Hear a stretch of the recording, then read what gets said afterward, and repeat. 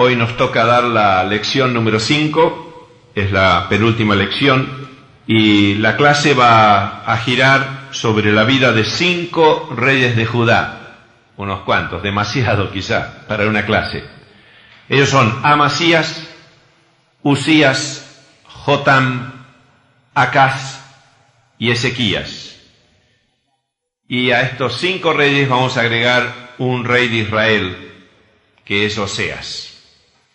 Así que no voy a hacer más preámbulo para poder ir directamente al grano, para no correr demasiado. Por lo menos quiero que veamos las cosas más importantes o más destacables en la vida de estos hombres, siempre desde el punto de vista espiritual. No estoy viendo tanto del punto de vista histórico, como ustedes se dan cuenta que estamos poniendo mucho énfasis al punto de vista espiritual. Así que les estoy dando los puntos más destacables en mi concepto, cosas que a mí me han afectado particularmente al ver la vida de estos reyes.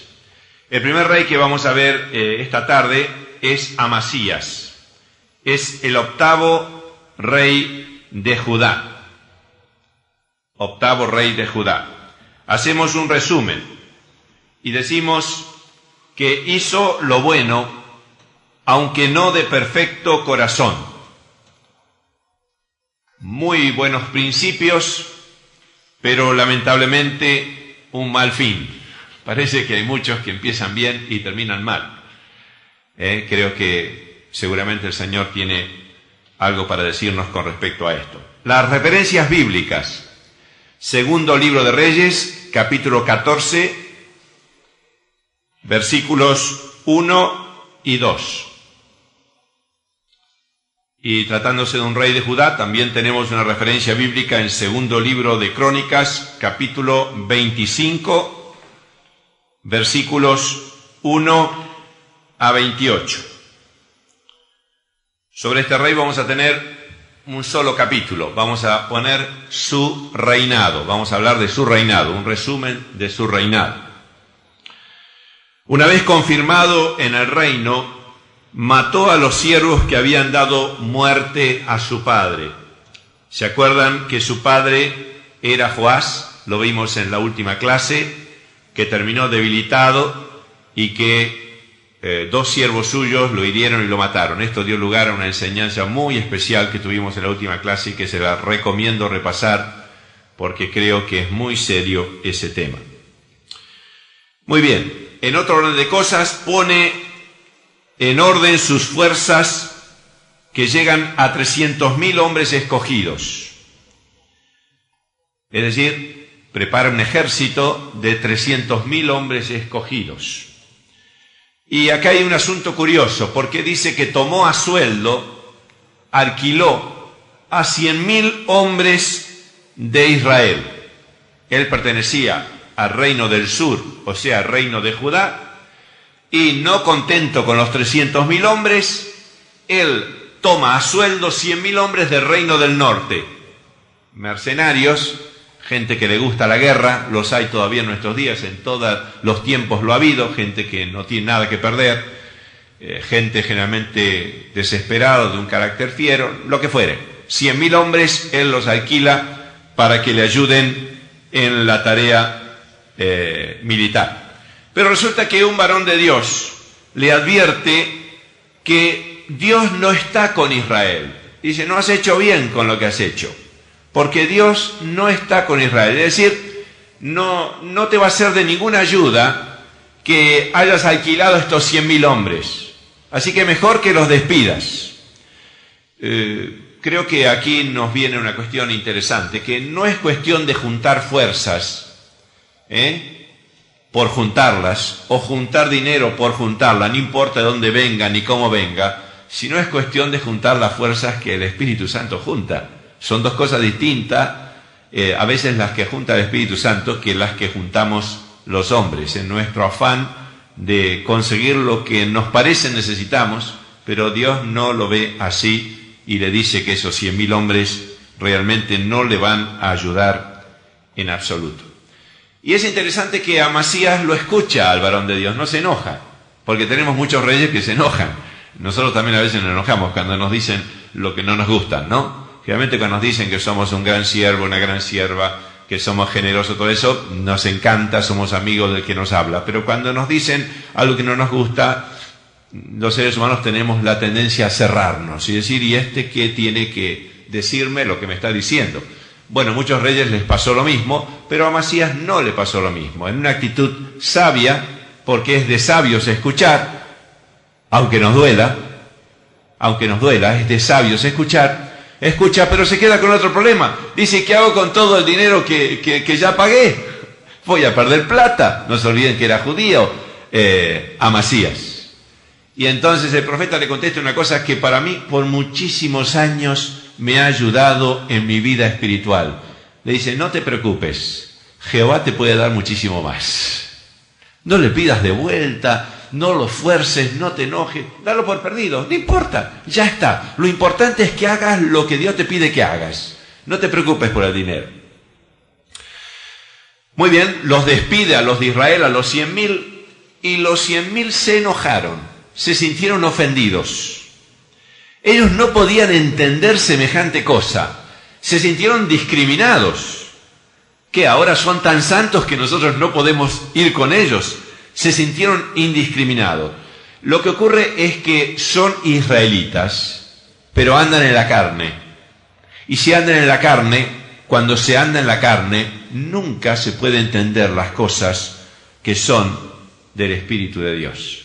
Judá es el que tenía que entender. La figura es muy buena, porque Judá en todo caso era el que seguía más cerca en los caminos de Dios hasta cierto punto. Judá tenía que entender, que no lo entendiera Israel, pues lo entendemos nosotros.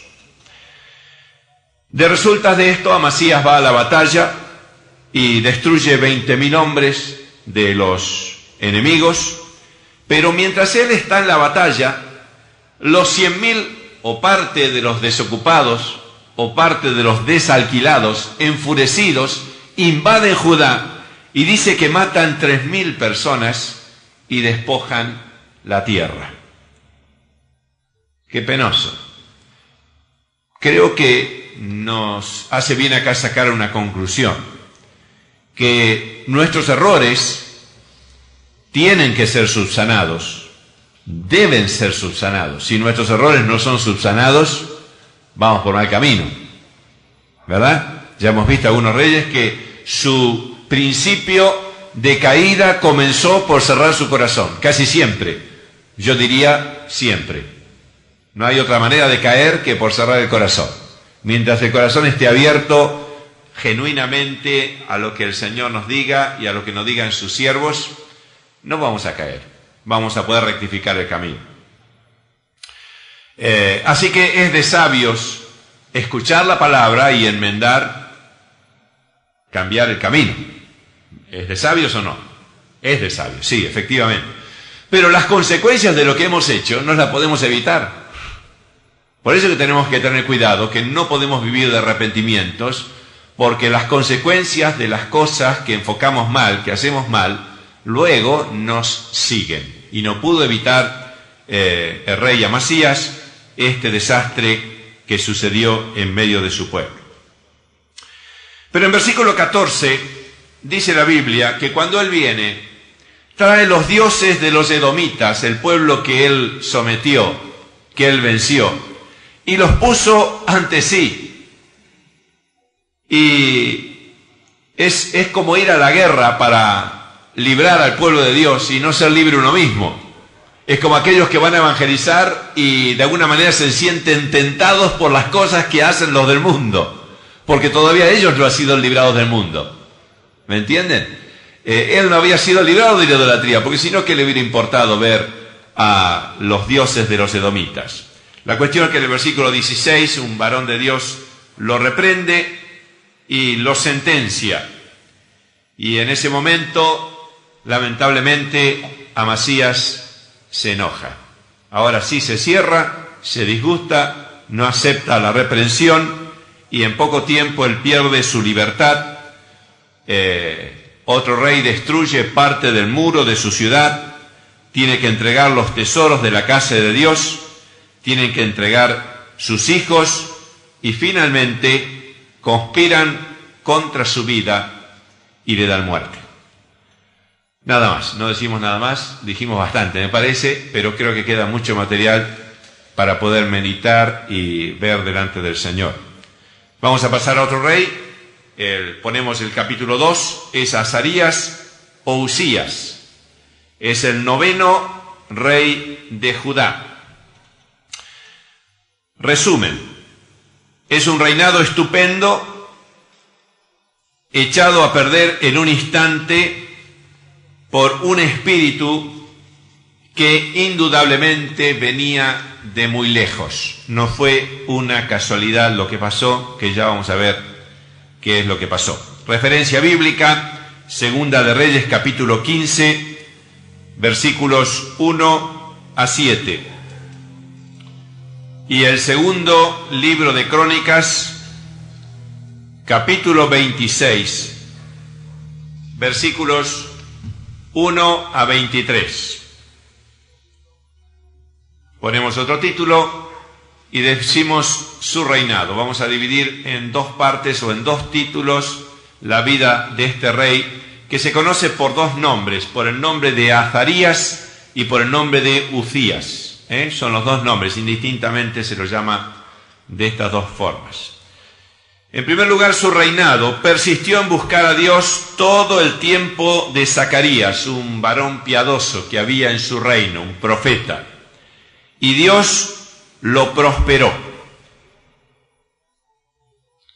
En segundo lugar, tuvo victoria contra los filisteos, contra los árabes y contra los amonitas. Parece que estamos hablando del mismo lenguaje de hoy en el siglo XX. Todos estos son los que están rodeando Israel y todavía tienen grandes problemas con los israelitas. Lo único que los unifica a todas estas fuerzas es ir contra Israel. ¿Se dieron cuenta, no? Lo único. Su fama se divulgó hasta la frontera con Egipto porque se había hecho altamente poderoso. En tercer lugar, dice la Biblia que edificó torres en Jerusalén y las fortificó. También en el desierto abrió muchas cisternas. Abrir una cisterna en aquel entonces era una cosa costosísima. En medio de la piedra, en el desierto, tenían que abrir las cisternas hasta llegar al agua. Tuvo un ejército poderoso y disciplinado que salía por divisiones. Además, hizo construir máquinas ingeniosas para la guerra. Y hay una cosa que siempre me llamó la atención, que creo que nos hace bien reparar en este parrafito. Fue prodigioso el modo que supo buscarse colaboradores hasta hacerse fuerte. Hay gente que es muy capaz y si hablamos de los caminos del Señor, es gente muy usada por el Señor, pero no tiene la gracia de trabajar con colaboradores, con hermanos a quienes darle lugar, a quienes considerar, a quienes cubrir, a quienes escuchar. Pues este hombre, estamos hablando de Usías o Azarías, Dios le dio esta gracia de conseguir la colaboración de los mejores. Nadie se cerraba con él, todos estaban dispuestos a colaborar con él, y eso significó, se pueden imaginar, el engrandecimiento del reino, en un gran engrandecimiento del reino. Pero pasamos a un segundo capítulo y vamos a ver su caída. Cuando fue fuerte, su corazón se enalteció para su ruina y se rebeló contra Jehová. Versículo 16. ¿En qué consistió eso? En que quiso entrar a la casa de Dios y ofrecer él perfume. Es decir, era una cosa que exclusivamente podían hacer los sacerdotes hijos de Aarón. Nadie podía hacerlo por más rey que fuera. No lo podían hacer. Era una cosa que exclusivamente podían hacer los sacerdotes hijos de Aarón. Dice la Biblia que Azarías, el sumo sacerdote, y 80 sacerdotes que están descritos en la Biblia como hombres valientes, lo enfrentan Y había que ser valiente porque podía costarles la vida, ¿eh? Los 81 podían ir a morir ahí inmediatamente si Dios no intervenía y si el rey se enojaba.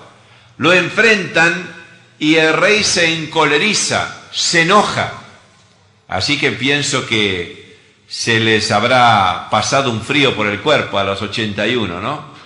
El rey se encolerizó, pero Dios intervino. Inmediatamente le brotó la lepra en su cara. Y los sacerdotes lo revisaron y verificaron que era lepra y rápidamente lo sacaron fuera del campamento. Ya no podía quedar ni en el palacio ni nada. Tuvo que salir fuera del campamento como un leproso que era y vivir todos los días de su vida afuera. No te corresponde a ti, oh rey, le dijeron los sacerdotes. Y ahora yo les recuerdo un texto que está en Hebreos capítulo 5, versículo 4, que es tremendo. Dice, nadie toma para sí la honra, sino el que es llamado de Dios.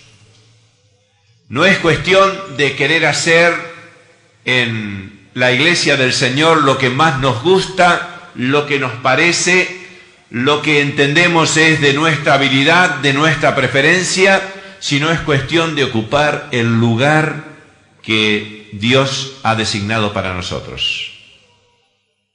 Estoy traduciendo el lenguaje del Antiguo Testamento al Nuevo, porque cambiaron las circunstancias. Ahora todos somos sacerdotes. Ahora todos podemos entrar en la presencia de Dios. Ahora todos podemos interceder, todos podemos ofrecer. Pero estoy traduciendo ese mismo espíritu que había en el Antiguo Testamento al Nuevo Testamento. Es decir, a otro orden de problemas. Hay gente que se queja porque no ocupa determinados lugares en la iglesia, porque nadie los reconoce, porque los discriminan, porque no los tienen en cuenta. Tengamos la absoluta seguridad que eso es un pensamiento totalmente carnal. Porque el que llama es Dios. Nos usa a nosotros como instrumentos para ungir a uno, para ungir al otro, para dar una palabra al de más allá, pero el que ordena es el Señor. Nosotros no hemos inventado nada. Pobres de nosotros, los siervos de Dios, si hacemos algo por nuestra propia cuenta o por nuestro propio parecer. Nadie toma para sí la honra, sino el que es llamado de Dios. Los sacerdotes le dijeron, no te será para gloria delante de Jehová tu Dios. En definitiva, tuvo que vivir aparte, como leproso que era, fuera de la ciudad de Jerusalén, fuera del palacio. Supongo que le habrán hecho instalaciones especiales, pero fuera, y su hijo tomó la regencia del reino. Prácticamente quedó destituido, virtualmente destituido, porque era un inmundo y por lo tanto así era considerado por la ley y por lo tanto no podía seguir dirigiendo los destinos de la nación.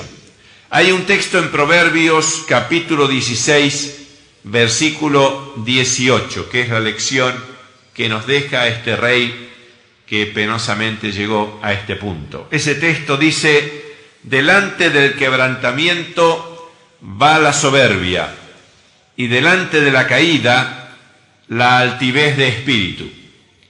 Y quiero decirles una cosa, porque tenemos la idea que cuanto más el Señor nos usa, más cerca del Señor estamos y más exento de caída estamos. Y ese es un error.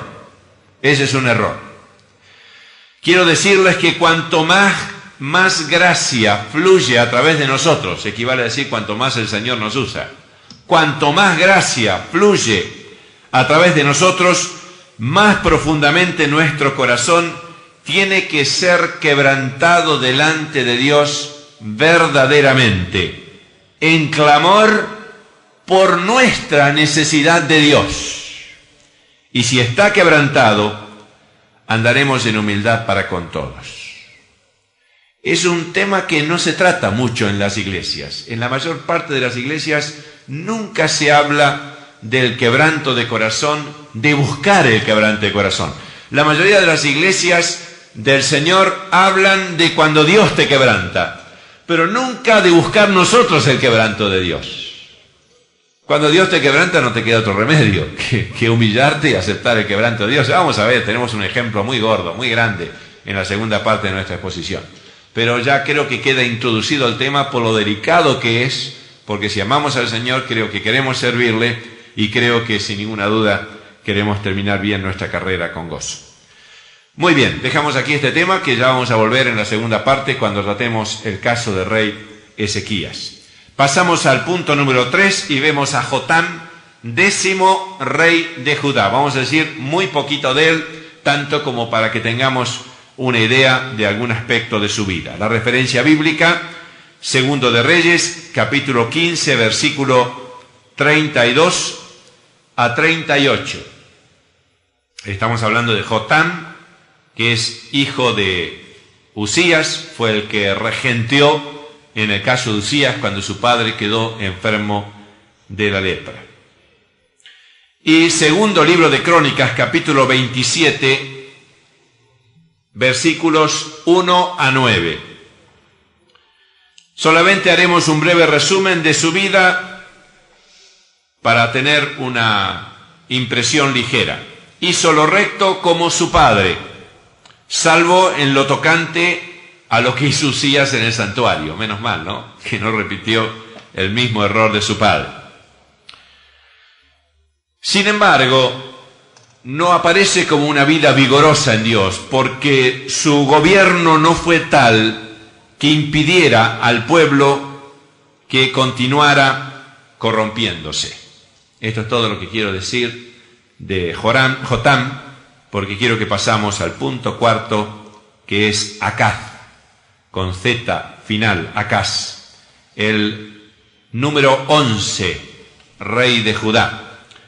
La referencia bíblica es Segundo de Reyes, 16, 1 a 20, y segundo libro de Crónicas, capítulo 28, versículos 1 a 27. También de él vamos a ocuparnos muy poquito, pero decimos que anduvo en los caminos de los reyes de Israel. No es muy interesante, por lo tanto, su vida. Fue atacado y vencido por cantidad de vecinos, sin fuerzas para resistir, y por fin no fue sepultado con los reyes de Judá. Se lo excluyó de ese honor de ser sepultado con los reyes de Judá. Pero hay un incidente que quiero mencionar porque da lugar a una reflexión importante que no vamos a hacer ahora, pero por lo menos lo quiero dejar planteado. Y es que cuando él estuvo en Damasco, vio un altar y le gustó y lo copió y llevó los datos de ese altar para que se construyera uno igual en Jerusalén, en el templo.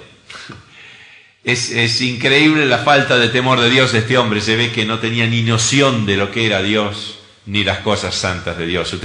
Yo no sé si todos ustedes conocen todos los detalles del mobiliario del templo, de la construcción del templo. Absolutamente todo fue ordenado por Dios.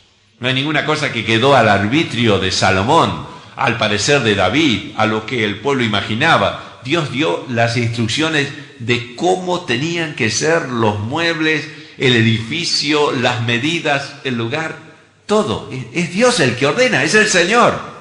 Pues este hombre no tenía ningún temor de Dios, porque mandó a modificar el altar, es decir, hizo hacer un nuevo altar, hizo reformar los utensilios del templo. En el verso 24 ya descaradamente cerró las puertas del templo, se hizo altares en Jerusalén, en todos los rincones, y quebró los utensilios en la casa de Dios. Muy bien, no vale la pena que sigamos con él. Vamos al punto número 5. Vemos a Oseas, porque quiero dejar para la media hora final el caso de Ezequías, que creo que es un rey que es muy rico en enseñanzas y quisiera dedicarme un poquito más a él.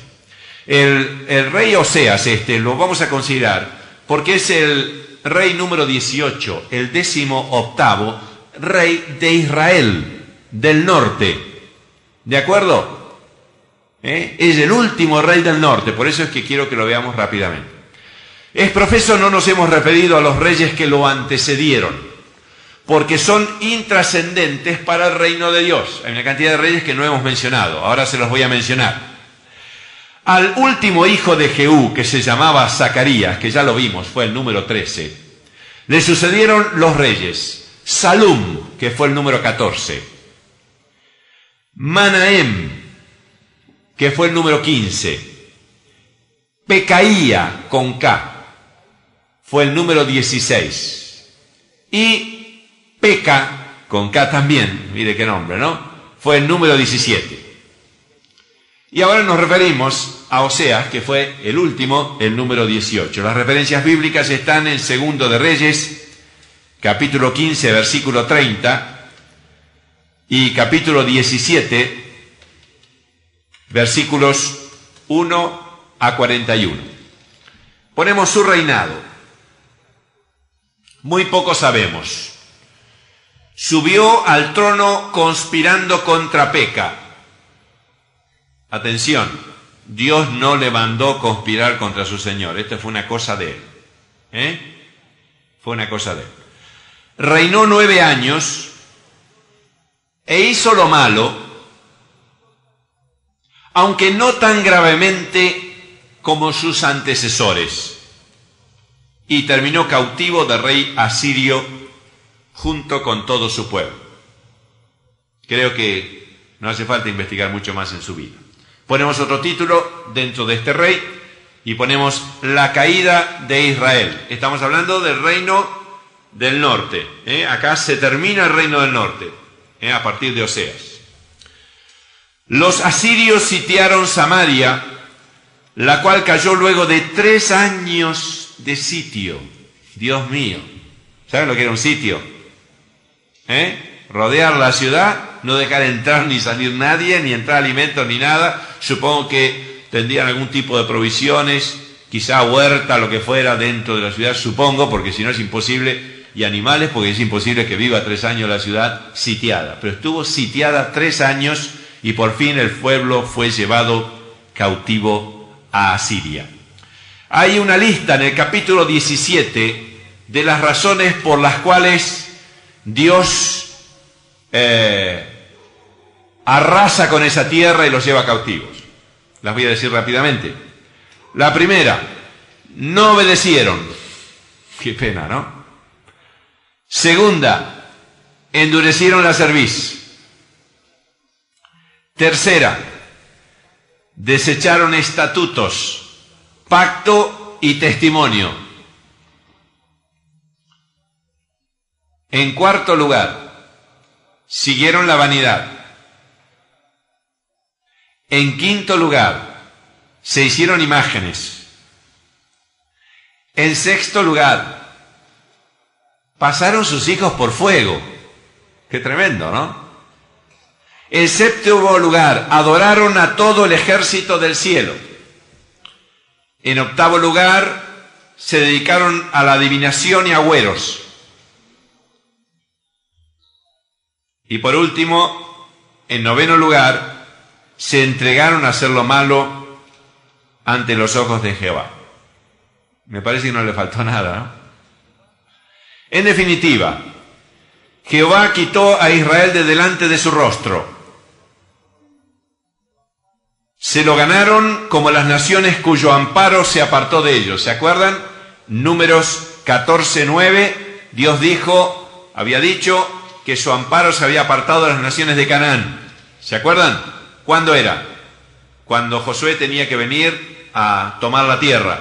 Ahora el amparo de Dios se apartó de ellos, del pueblo de Dios, y los ha dejado abandonados a su suerte.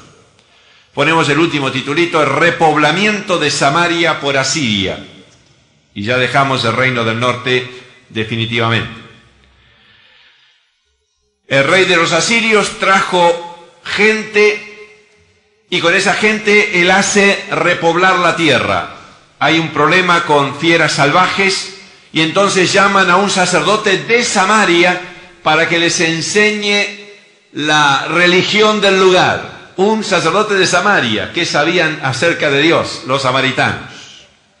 Y como conclusión, dice la Biblia, como conclusión, así temieron a Jehová aquellas gentes y al mismo tiempo sirvieron a los ídolos. Es decir, una mezcla. Comienza la religión de los samaritanos. Y aquí concluimos esta primera parte. En cuarto lugar, vamos a ver el último rey de esta lección. Se trata de Ezequías. Es el rey número 12 de Judá. Ponemos resumen. Decimos sencillamente lo que dice la Biblia. Ni después ni antes de él hubo otro como él entre todos los reyes de Judá. Así que nos sacamos el sombrero, estamos frente a uno de los grandes de Judá, el más grande de Judá. Lo dice la Biblia, no lo decimos nosotros, el más grande rey que tuvo Judá. Cita bíblica es muy amplia, hay muchos acontecimientos en la vida de Ezequías. Segundo de Reyes, capítulos 18 al 20. Y segundo libro de Crónicas, capítulo 30 al 32. También son varios capítulos. Y también tenemos en Isaías, capítulos 36 a 39. Una gran cantidad de capítulos sobre la vida de Ezequías. Yo tengo varios apartados sobre la vida de Ezequías, tengo 6 apartados, así que vamos a poner el primero de todo. Ponemos su reinado, es una especie de resumen de su reinado. Comenzó a reinar a los 25 años y reinó 29 en Jerusalén. Otro punto es que notemos que tanto el restablecimiento del culto, que fue una cosa muy prominente, como la Pascua, como la provocación de Sennacherib, el rey asirio, fueron hechos muy inusuales, muy significativos, muy importantes. Queda certificado lo que dice Segundo de Reyes 18:5, en Jehová Dios de Israel puso su esperanza. Con esa visión podemos ver que pudo tener una vida tan rica en Dios. Algunos hechos concretos. Quitó los lugares altos y quemó las imágenes y los símbolos de Aserá. Recordemos que su padre los multiplicó, ¿no? ¿Quién era su padre? Acaz. Su padre los multiplicó, pues él los quitó. Hizo pedazos la serpiente de bronce, capítulo 18, versículo 4. ¿Qué era la serpiente de bronce? El tiempo del desierto, habían pasado cientos y cientos y cientos de años, y ahora la veneraban y le quemaban perfume a la serpiente de bronce. Entonces la hizo pedazo, la desmenuzó, la tiró en el arroyo de Cedrón y dijo: esto es cosa que no sirve. Por supuesto que no sirve para adorarla, ¿no? Además se rebeló contra el rey asirio y no le sirvió, y era muy poderoso. Y por último, hirió a los filisteos, haciéndolos retroceder a sus lugares. Punto segundo. Lo llamamos el restablecimiento del culto. Ezequías lo hace en el primer año de su reinado, es decir, es lo primero que le preocupa a él. ¿Se acuerdan que su padre había terminado por cerrar las puertas de la casa de Dios? Había modificado todo. El papá fue el que hizo traer el altar nuevo y cortó las patas de algunos muebles, etcétera, cambió todo y por fin cerró las puertas y abandonaron el culto. Lo primero que hace Ezequías es abrir las puertas de la casa de Jehová y repararlas. Además dice que convocó a los sacerdotes y levitas a la plaza y les habló para dos cosas. En primer lugar, para que se santificaran ellos. Los sacerdotes y levitas, si la casa de Dios estaba con sus puertas cerradas, ellos no oficiaban. La mayoría de ellos ya se ocupaba de sus cosas. Supongo que algunos piadosos seguían guardando la palabra de Dios, pero la mayoría había abandonado su oficio completamente. Así que los convocó primero para que se santificaran. Y segundo, para que santificaran la casa y sacaran del santuario la inmundicia. Él les hace un relato de los hechos de sus padres que habían abandonado el culto a Dios. Él dice, cerraron sus puertas, es significativo, cerraron las puertas de la casa de Dios, apagaron sus lámparas, no quemaron incienso, ni sacrificaron holocaustos. Y como resultado, la ira de Dios vino sobre Judá y sobre Jerusalén.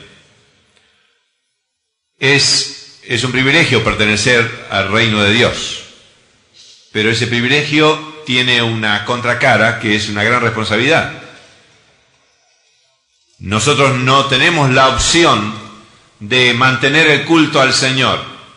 Si no lo hacemos, la ira de Dios va a venir sobre nosotros y sobre nuestras familias y sobre lo que hagamos, tanto como Dios es Dios. ¿Entienden eso? Así que no es una opción. Lo hacemos en libertad, lo hacemos con alegría, pero es nuestra obligación al mismo tiempo. Si en algún momento nos sentimos decaer, sepamos que nos debemos a Dios, es nuestro amo y Señor. Y cuando estuvo por fin todo en orden, los sacerdotes y levitas en parte hicieron caso, en parte no.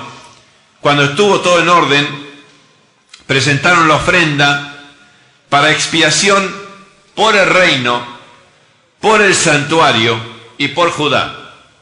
Es decir, por los pecados que habían cometido la casa real, por los pecados que se habían cometido en el santuario trayendo inmundicia y por la inmundicia que había en medio del pueblo.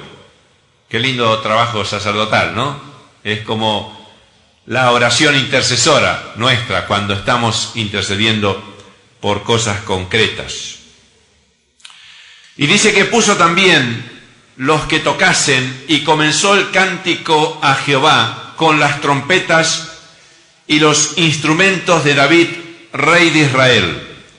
Y toda la multitud adoraba y quedó restablecido el servicio y se alegró Ezequías. Yo no sé si les ha llamado la atención, pero absolutamente toda vez que se restauró el culto al Señor, empezaron las alabanzas, los cánticos, los instrumentos y los cánticos de alabanza al Señor. No sé si les dice algo, pero me parece que nos dice mucho.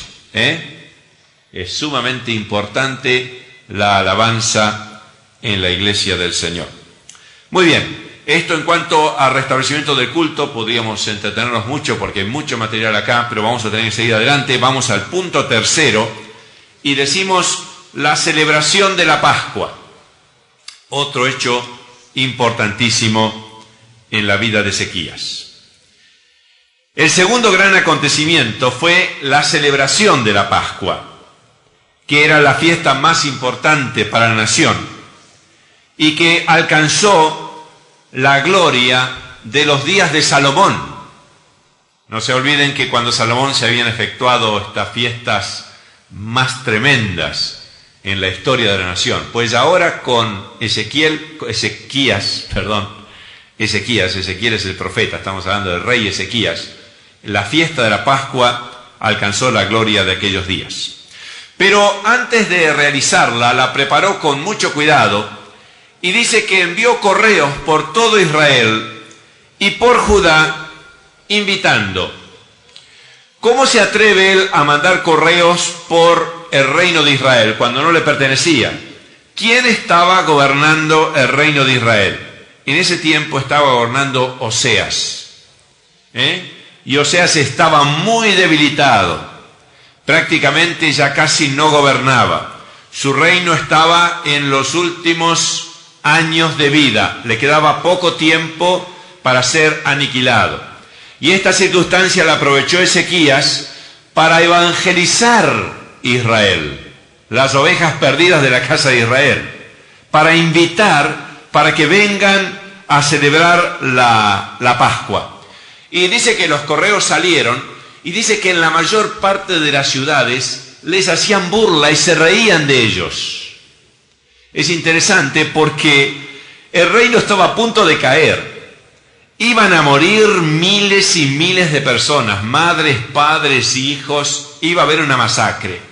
El resto iba a ser llevado cautivo a una tierra desconocida, de donde nunca más iban a volver. Venía una desgracia sobre ellos terrible. Oyen la palabra del Evangelio, la palabra de Dios que les viene, y se ríen y se burlan. Nos hace pensar en el tiempo del fin, ¿no? O en los tiempos finales. Cuando la cosa es todavía más apremiante, parece que más se endurece el corazón de algunos hombres. Hay un detalle que quiero contarles, que no lo conté cuando lo de Oseas. Cuando dice que estaba sitiada la ciudad de Samaria, había gente que afligía su alma y clamaba. Supongo que algunos de ellos han clamado a Dios, y seguramente Dios los escuchó. Pero había otra gente, ¿sabe lo que hacían? Se juntaban y hacían fiestas porque decían, comamos y bebamos que mañana moriremos. ¿Qué me dicen? ¿Qué me dicen? Frente a la destrucción y a la muerte, cuando no hay vida de Dios, cuando no hay temor de Dios, pasan esas cosas. Se reacciona exactamente al revés. Y la ira de Dios vino sobre la nación por esa palabra. Eso está en Isaías. Está repetida después por el apóstol Pablo en el Nuevo Testamento. Comamos y bebamos que mañana moriremos, que ya no hay otra cosa. Así que la risa de esta gente al recibir la invitación para la Pascua nos hace pensar en el estado espiritual en que estaba el reino del norte, razón por la cual Dios irremisiblemente los llevó a juicio y los llevó a su destrucción. No obstante, y esta es la cosa linda, algunos vinieron, de todo el reino de Israel, del reino del norte, hubo gente piadosa que oyó la invitación, fue tocada por el Señor y vino al reino del sur para celebrar la Pascua. Juntándose a los del reino del sur se hizo una multitud impresionante en Jerusalén para celebrar la Pascua al Señor. Pero antes de la celebración de la Pascua, hacen un operativo limpieza. Y la multitud dice que se encarga de ir por cuanto lugar encontró, derribando los lugares altos que había en Jerusalén. Se hace una gran limpieza. Y en el segundo mes se hace la fiesta de la Pascua, que no dura 7 días como tenía que durar, sino que 14. Era tan grande la alegría que entonces quisieron seguir otros 7 días más. Cuando concluye esta gran fiesta, que es muy grande, es muy emocionante, muy tremenda, tienen que leer un libro que se llama Congregados para darle la gloria, porque todo ese libro gira alrededor precisamente de este tiempo de sequías. No estoy haciendo promoción, simplemente que no me puedo entretener con una cosa tan preciosa como es toda esta fiesta en Jerusalén, pero fue realmente impresionante. Cuando termina esta fiesta, los sacerdotes y los levitas bendijeron al pueblo. Y eso a mí me gusta, pero a mí me conmueve lo que agrega la Biblia. Dice así, y la voz de ellos, o sea, la bendición que los sacerdotes y levitas le dieron al pueblo, la voz de ellos fue oída y su oración llegó a la habitación de su santuario al cielo. A mí me gusta esa palabra, a mí me gusta. Es decir, no fue una bendición de fórmula, sino una bendición que llegó a Dios. Y si llegó a Dios, llegó a todo el pueblo. ¿No se alegran ustedes cuando el pueblo de Dios es bendecido? Claro, gloria a Dios. Acto seguido, cuando hubo concluido la fiesta, ya estaban todos bendecidos, dice que salieron por todo Judá y por todo Israel destruyendo imágenes y derribando lugares altos y purificando la nación. Difícilmente hayan entrado en Samaria, no creo que hayan entrado en Samaria, pero sí por grandes territorios de Israel fueron derribando imágenes, tirándolos abajo como testimonio de que Jehová era realmente el Dios de Israel y el Dios de Judá. Terminamos este capítulo, pasamos al capítulo 4. Vamos a poner la provocación de Senaquerib. La provocación de este rey de Asiria, que fue un rey muy soberbio y muy importante de Asiria, muestra dos fases. La primera, cuando intima a Ezequías a pagar una gran suma. Y ahí lo vemos Ezequías en un momento de flojedad. Él accede a entregar esa gran suma, seguramente por temor. ¿Cuántas cosas en nuestra vida espiritual accedemos por temor?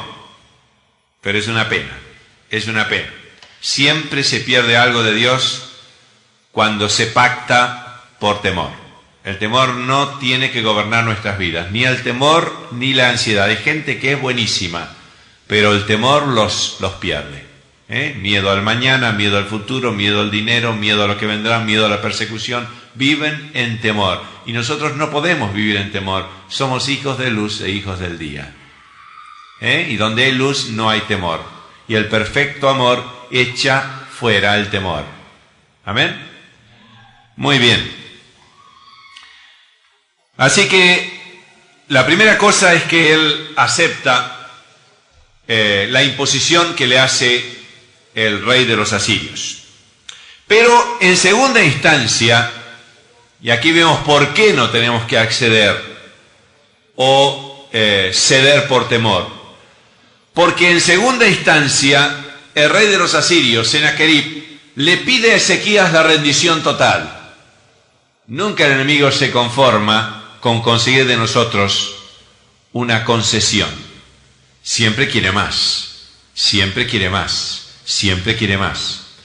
Así que por dos razones no tenemos que acceder. En primer lugar, porque siempre que cedemos por temor estamos perdiendo algo. Nosotros tenemos que jugarnos la vida por el Señor, siempre. Estamos perdiendo algo. En segundo lugar, vamos a perder mucho más, porque luego va a venir a exigirnos, a imponernos cosas que nunca quisimos nosotros que nos impusieran. Ahora, cuando viene amenazando a Ezequías, es un relato muy largo, muy extenso, por eso le pido que lean los relatos bíblicos, son muy interesantes y muy preciosos. Cuando vienen amenazando a Ezequías, el enemigo presenta varios argumentos. Primero, sus antecedentes, es decir, lo que ha hecho con otras naciones, y a esto todavía agrega que él viene porque Dios le ha dicho que venga a destruirlo a Ezequías. Así que sabe pegar fuerte el asirio este. En segundo lugar, viene con un ejército muy poderoso, que realmente ha sido imbatible. En tercer lugar, vemos la confianza de Sennacherib en su poder. En 2 Crónicas 32:8 dice, con él está el brazo de carne. Es decir, es una expresión para mostrar el poder que él tenía y que él sentía que tenía. Y en cuarto lugar, su obstinación. Isaías 37:9. Es un caso muy particular en la Biblia. Cuando ustedes lean todos esos pasajes se van a dar cuenta qué espíritu fuerte es este de Sennacherib. Es un espíritu arrollador, es un espíritu avasallador, que se va agigantando, incluso en los últimos tiempos, en nuestra tierra. Es un espíritu de provocación, desvergonzada y aplastante. Es una provocación tanto intelectual, como material, como moral, como espiritual. Parece que no nos dejara respiro en ningún rincón. En todas las áreas nos está provocando fuertemente. Pero me gusta citar Isaías, capítulo 37. Hay una respuesta de Dios a Sennacherib que yo la hago mía. Capítulo 37, versículos 22 y 23. Dice, ¿a quién vituperaste y a quién blasfemaste? ¿Contra quién has alzado tu voz y levantado tus ojos en alto? Contra el Santo de Israel. Por mano de tus siervos has vituperado al Señor y dijiste, con la multitud de mis carros subiré a las alturas de los montes, a las laderas del Líbano, cortaré sus altos cedros, sus cipreses escogidos, llegaré hasta sus más elevados cumbres, al bosque de sus feraces campos. Y para abreviar leo el versículo 38. Y aconteció que mientras adoraba en el templo de Nisroch, su dios, Sennacherib, sus hijos Adramelech y Sarecer le mataron a espada y huyeron a la tierra de Ararat, y reinó en su lugar Esaradón, su hijo. De manera que fue aniquilado por sus propios hijos. Pero antes de eso, suceden un montón de detalles que no nos vamos a ocupar ahora, pero Isaías interviene, consultan a Dios, presentan las cartas de Sennacherib delante de Dios. Dios tiene una palabra profética muy certera acerca de todo lo que va a hacer con Sennacherib. Y antes de eso, interviene Dios a través de un ángel, y en una sola noche le mata 185.000 personas de su campamento inexpugnable y fuerte. Y dice la Biblia que humillado fue a su tierra, y entonces sucedió lo que acabamos de ver. Sus propios hijos lo matan, y así termina la vida de este hombre tan arrogante. Capítulo 5. Enfermedad de Ezequías y la visita de los embajadores. Vamos a tener que apurarnos un poquito a ver si podemos detenernos en el aspecto final de la vida de Ezequías. En aquel tiempo enfermó Ezequías de muerte, y Isaías vino por palabra de Dios a decirle que ordenara su casa, porque morirás y no vivirás. Lindo mensaje, ¿no? Viene el profeta esta vez no para decirte que Dios te va a bendecir, sino que te vas a morir. ¿Cuál habrá sido la razón? ¿Es que se habrá quizá enaltecido? Pregunto eso porque en 2 Crónicas 32, 23, previo al pasaje que él se enferma, dice así: y muchos trajeron a Jerusalén ofrenda a Jehová y ricos presentes a Ezequías, rey de Judá, y fue muy engrandecido delante de todas las naciones después de esto. Es decir, lo que había pasado con Ezequías era un milagro. Había habido un milagro nacional, y todas las naciones hablaban del milagro nacional, con esta victoria que Dios le había dado sobre Sennacherib. Por eso estoy preguntando si habrá sido que se enalteció su corazón. Ezequías dice que lloró amargamente y Dios lo escuchó, y a raíz de eso le concede 15 años más de vida. Ahora, es interesante que Ezequías se pone a llorar y le empieza a contar a Dios todas las cosas que él ha hecho en el reino de Dios, para la gloria de Dios. A mí me llamó la atención porque yo no sé lo que harían ustedes si esta noche viene el profeta y le dice: mira, arregla tus cosas porque vas a morirte. ¿Qué harían ustedes? ¿Empezarían a contarle al Señor todo lo que hicieron? A mí se me ocurriría decirle al Señor lo que quiero hacer, no lo que hice. Me parece tampoco lo que hice. Me suena un poco a pedantería esto que está haciendo Ezequías. No sé, eso ustedes pueden interpretar lo que quieran, pero a mí me suena un poco a pedantería. A mí me parece que si me humillo delante de Dios, tengo que decirle: Señor, mira, lo que hice es nada al lado de lo que creo que quisiera hacer, que entiendo que tengo que hacer para tu reino, para tu gloria. Dame algunos días más, algunos años más, porque quiero servirte mejor. No sé, yo se los dejo a ustedes, pero me parece lo que a mí se me ocurriría decir. Espero que esta noche no venga un ángel a decirme eso, ¿no? La cosa es que duró muy poco su quebrantamiento, porque él se quebrantó. Lloraba como un chico, estaba quebrantado, estaba quebrado. No se enojó. Claro, cuando Dios te dice una cosa así es medio difícil enojarte, ¿no? Te dice que ya te vas, es medio difícil enojarte. Pero sin embargo su quebrantamiento duró muy poco. 2 Crónicas 32, 25, vienen unos embajadores de Babilonia y él le muestra todos sus tesoros, toda su riqueza, toda su grandeza. No deja nada sin mostrarles. Y yo diría una cosa que creo que es muy importante, y para mí es la lección de Ezequías para mí. Ustedes pueden después sacar otras lecciones también, pero para mí es la lección. Y yo diría que esto sucede cuando vivimos de los quebrantamientos que Dios nos impone y no los buscamos nosotros delante del Señor. ¿Está claro esto? Cuando vivimos de los quebrantamientos que Dios nos impone, cuando Dios nos quebranta, no nos queda otro remedio que quebrantarnos. Imagínense Job. No digo que no queda más remedio, porque hay gente a quien Dios quebranta y se revela. Y eso es tristísimo. Pero ya no estamos hablando de esto. Estamos hablando de algo mucho mejor. ¿Verdad? No estamos hablando de rebelión. Sería triste que Dios me quebrante, me envíe un juicio a mi casa y todavía empiece, ¿por qué?, a golpear la mesa, a golpear las paredes. Y sería lo más triste, es decir, no tengo nada adentro. Entonces, si reacciono de esa manera, no tengo nada adentro. Pero estamos hablando de que lo normal es que los siervos que temen a Dios, hombres y mujeres que temen a Dios, cuando Dios los quebranta, se humillan.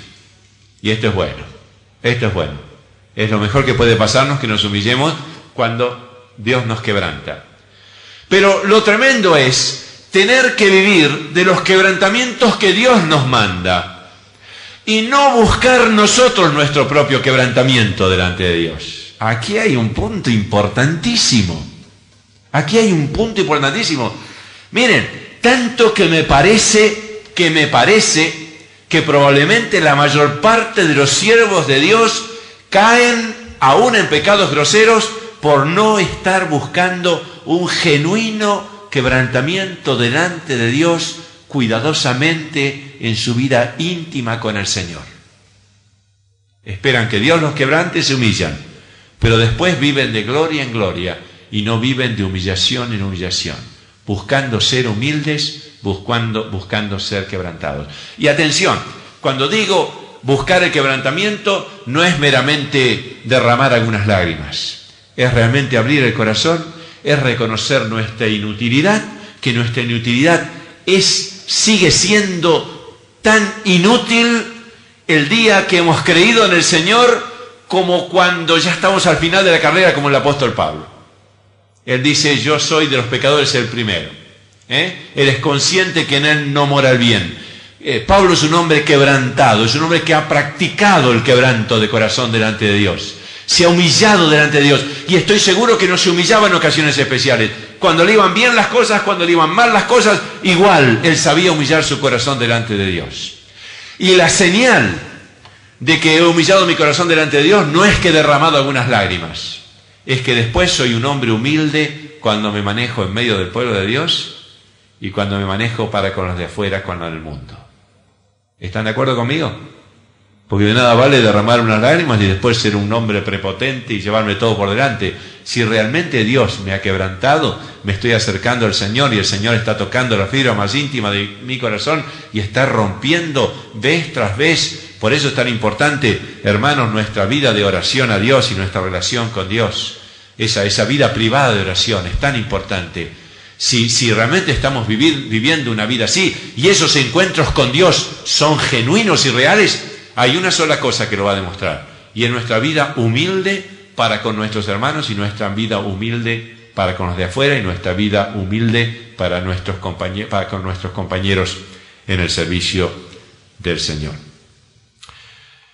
Muy bien, por otra parte, dice la Biblia expresamente que Dios trajo ese asunto de los embajadores para probarlo, para descubrir lo que había en su propio corazón. Segundo Crónicas 32-31.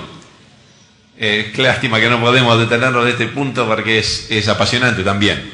Una cosa es que Dios nos diga algo y otra cosa es que nosotros lo descubramos y lo aceptemos. Y a través de esto que pasó, Ezequías descubrió que realmente había soberbia en su corazón.